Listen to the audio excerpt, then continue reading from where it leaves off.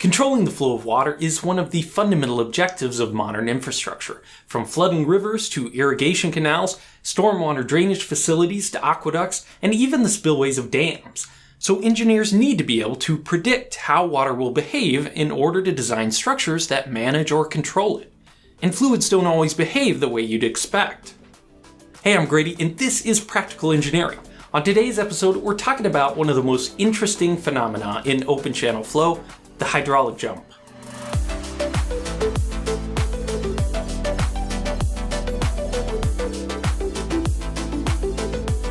This video is sponsored by NordVPN. Feel safe online, anywhere, anytime. More on that later. Fluid dynamics might sound as complicated as rocket science, but unlike rockets, you probably already have some intuitions about how water flows. The study of how water with a free surface behaves, that is, not confined within a pipe, is known as open channel hydraulics. This field is especially useful in civil engineering, where structures can't usually be tested at scale. We can't build a dam, cause a flood to see how well the spillway works, and then rebuild it if the performance isn't up to standards. Instead, engineers need to be able to predict how well hydraulic structures will perform before they're ever constructed. This is the definition of engineering: to take theoretical knowledge of science and physics, in this case fluid dynamics, and apply that information to make decisions about the real world. One of the most important parameters in fluid dynamics is velocity, or how quickly the water flows. Sometimes velocity is a good thing, like when you're trying to move a lot of water quickly, for example in a flood. Sometimes velocity is a bad thing, like if you're trying to avoid erosion. Either way, it's almost always a key criterion when designing hydraulic structures.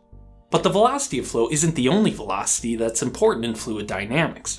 We also care about the velocity of waves, or how quickly pressure disturbances in a fluid can travel. If the flow velocity is exactly equal to the wave speed, we call the flow critical. But it's more likely that these two velocities are different. Slow, tranquil flow conditions are called subcritical. In this case, the wave speed is faster than the flow velocity. You can see that the waves can travel against the flow direction. Because of this, the depth is controlled by downstream conditions. You can see that anything I do upstream isn't changing the depth of this flow. Fast-moving flow is called supercritical. In this case, the flow velocity is faster than the wave speed. You can see that the waves aren't able to propagate upstream. Supercritical flow is controlled on the upstream side, so nothing I do downstream affects the depth of the supercritical flow above.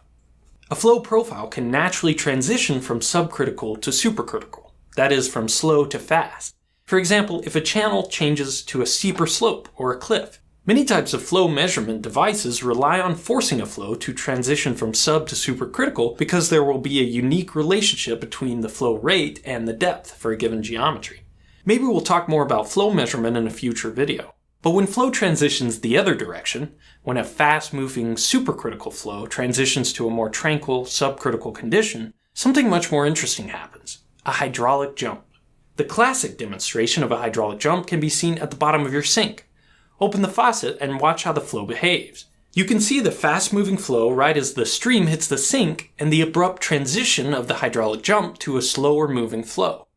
But the sink demo isn't the best example because it happens due to surface tension, not gravity. Plus it's kind of boring, so I built this flume in my garage to give you a better look at the hydraulics.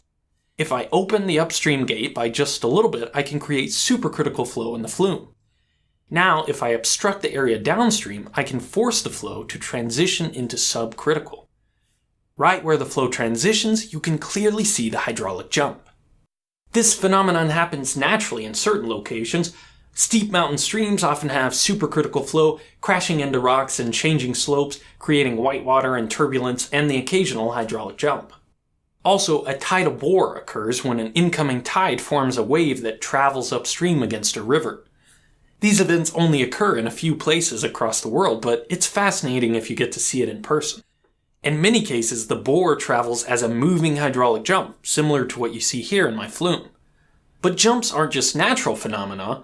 They're important in hydraulic structures as well, especially for energy dissipation. A major part of the job of a civil engineer working in the field of hydraulics is designing against erosion from the flow of water. When we try to control the flow of water, that often leads to the potential of having fast-moving, erosive conditions. For example, when we put water in a culvert rather than allowing it to flow over a roadway, it can pick up speed in the pipe. When we line a ditch or creek with concrete, the smoothness speeds up the flow compared to natural conditions. And when we make releases from a reservoir behind a dam into a spillway, the water can come roaring down at extremely high velocities. This supercritical flow can cause erosion and eventually lead to failure of the structure. So most hydraulic structures will be equipped with some form of energy dissipator on the downstream end to reduce the velocity of flow and protect against erosion. There are all kinds of hydraulic energy dissipators, but for large structures like spillways, the most common types rely on the formation of a hydraulic jump. Because a hydraulic jump causes so much turbulence, it's able to effectively dissipate hydraulic energy as heat. So many energy dissipators, also called stilling basins, are designed to force a hydraulic jump to occur. There are many types of stilling basins, but most use different combinations of blocks, insills, and overall geometry to control how the hydraulic jump forms. The turbulence stays within the stilling basin with the objective of having smooth, tranquil, subcritical flow leaving downstream, minimizing the potential for erosion which would otherwise threaten the integrity of the structure.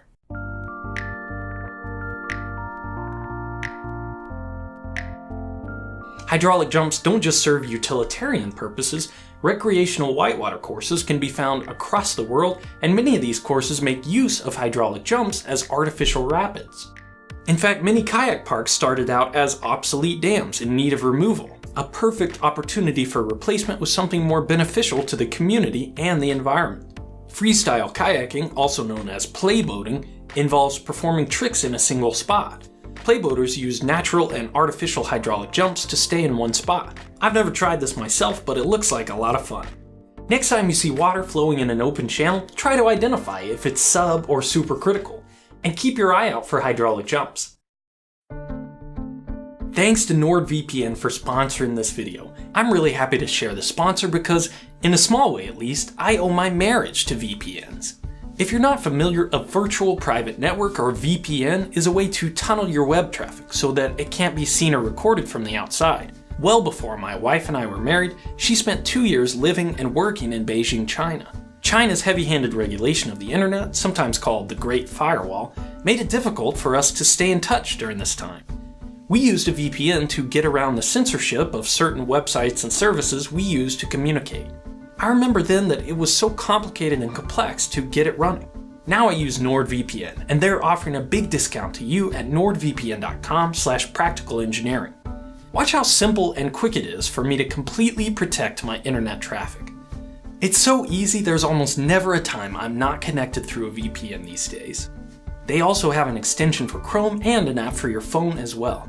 If your privacy and security online is important to you, visit nordvpn.com/practicalengineering or click the link in the description below to get 75% off a 3-year plan. Use promo code PRACTICALENGINEERING to get an extra month free. Thank you for watching, and let me know what you think.